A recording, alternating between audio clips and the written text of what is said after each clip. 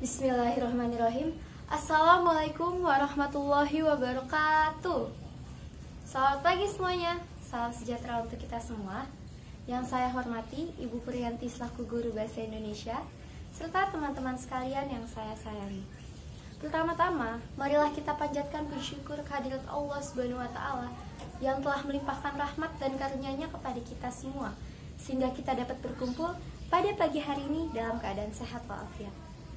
Saya, Syukrini Rahmawati Zetri, izinkanlah saya berdiri di sini untuk menyampaikan sebuah ceramah bertemakan kebahasaan mengenai katonan ampe. Sebelumnya saya ingin bertanya, lai ada orang awak sikuh? Kalau pertanyaannya saya ganti, adakah orang Minang di sini? Jadi, untuk yang belum tahu atau yang sudah tahu, katonan ampe berasal dari bahasa Minang yang berarti kata yang empat atau jalan yang empat. Maksudnya apa sih Rin kata yang empat ini? Maksudnya adalah empat kata yang digunakan dalam berkomunikasi kepada orang lain. Seperti yang kita tahu, dalam berkomunikasi kita harus memperhatikan segala aspek, entah itu dari bahasa yang kita gunakan, pemilihan kata yang kita gunakan, bahkan sampai ke bahasa tubuh, itu harus sangat diperhatikan. Nah, katonan ampe inilah yang merupakan tata cara pembagian dalam berkomunikasi. Sekarang kita akan masuk ke pembagiannya. Sesuai dengan katanya, kata yang empat berarti pembagiannya juga ada empat. Yang pertama adalah kato manurun, atau dalam bahasa Indonesia berarti kata menurun. Maksudnya apa sih? Maksudnya adalah tata cara berkomunikasi yang digunakan oleh orang yang lebih tua ketika berkomunikasi kepada orang yang lebih muda. Walaupun yang menyampaikannya adalah orang yang lebih tua, tetapi tetap saja pembawaannya tidak boleh terkesan menggurui, tetapi justru lebih ke arah memberikan nasihat atau petuah. Contohnya adalah ketika seorang tua berkomunikasi kepada anaknya, atau ketika seorang kakak berbicara kepada adiknya. Yang kedua adalah kato mandaki, atau dalam bahasa Indonesia berarti kata mendaki. Ini kebalikan dari kata menurun. Kata mendaki adalah tata cara berkomunikasi yang digunakan oleh orang yang lebih muda ketika berkomunikasi kepada orang yang lebih tua. Nah, karena kita sedang berbicara kepada orang yang lebih tua, maka penyampaiannya haruslah sangat sopan, serta tidak boleh ada unsur membentak di dalamnya, tidak boleh ada sedikit pun. Contohnya, ketika seorang anak berkomunikasi kepada orang tuanya, atau ketika seorang adik berbicara kepada kakaknya. Sekarang kita masuk ke yang ketiga. Yang ketiga adalah kato mandata atau kata mendatar. Sesuai dengan katanya mendatar, berarti kepada yang sederajat dengan kita, kepada yang seusia dengan kita. Seperti saya kepada teman-teman semua kepada saya. Ketika kita berkomunikasi, kita menggunakan tata bahasa kata mendatar.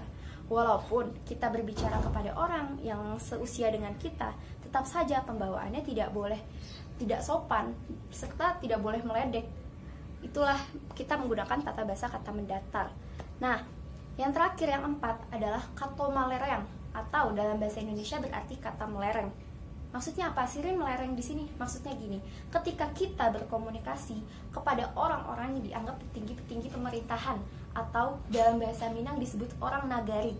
Nah, karena kita berkomunikasi kepada orang yang dianggap penting, maka kita harus menyampaikannya dengan sangat sopan, tidak boleh membentak, serta jika perlu kita merendahkan diri kita. Teman-teman sekalian, tapi kalian jangan salah mengartikan ya. Merendahkan diri di sini bukan berarti kita menjatuhkan derajat kita sebagai manusia, bukan. Maksudnya merendahkan di sini adalah dalam artian kita sangat menghargai orang tersebut. Contoh lainnya dari penerapan kato malereng ini adalah ditujukan kepada orang-orang Sumando. Loh, dari tadi pakai istilah Minang terus ya Rin? Iya memang. Jadi maksudnya gini, contohnya ketika ibu saya mempunyai kakak laki-laki, yang berarti beliau adalah paman saya. Ketika paman saya berkomunikasi kepada ayah saya, paman saya berkomunikasi menggunakan tata cara bahasa kata melereng, walaupun usia ayah saya jauh lebih muda dari paman saya. Nanti akan timbul pertanyaan, loh kenapa tidak menggunakan tata bahasa menurun Rin? Kan usia ayahmu lebih muda dari usia pamanmu. Tidak, karena di negeri Minang sana, tata cara berkomunikasi tidak hanya dilihat dari segi usia saja, tetapi juga dilihat dari status dan kedudukan orang tersebut. Di sini, posisi ayah saya adalah sebagai adik ipar dari paman saya. Dan di negeri Minang sana, adik ipar, menantu itu sangat dijunjung tinggi, sangat dihormati dan sangat dihargai. Maka dari itu, ketika paman saya berkomunikasi kepada ayah saya, paman saya menggunakan tata bahasa kata melereng. Nah, biasanya juga dalam penyampaian kata melereng ini tidak langsung ke intinya, tetapi menggunakan kiasan-kiasan. Nah, inilah maksud melereng di sini. Seperti lereng pegunungan berbelok-belok tidak langsung ke tujuannya. Nah, ini maksudnya melereng. Teman-teman semua, kita sudah membahas tentang pembagian dari kato nan ampe ini. Teman-teman sekalian, ada yang tahu tidak mengapa pada kesempatan kali ini saya membahas tentang pembagian kato nan ampe? Ada yang tahu? Ada yang tahu? Alasannya adalah saya ingin memperkenalkan kepada kalian semua betapa dijunjung tingginya adat istiadat di negeri Minang sana.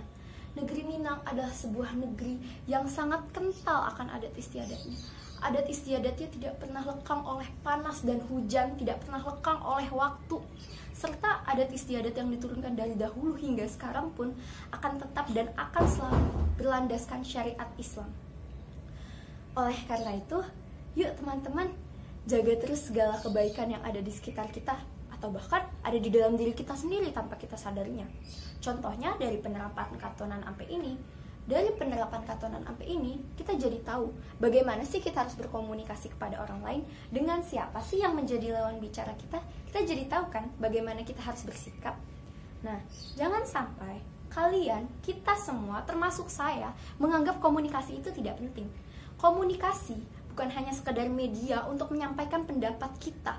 Komunikasi juga bukan hanya sekedar media tempat kita berekspresi, menyampaikan apa yang ingin kita sampaikan kepada orang lain. Tetapi komunikasi juga menjadi media orang lain menilai diri kita. Dari apa yang kita bicarakan, dari apa yang keluar dari mulut kita, orang lain dapat melihatnya. Dan orang lain dapat menilai apakah kita termasuk orang yang terdidik secara etika dan moral atau tidak.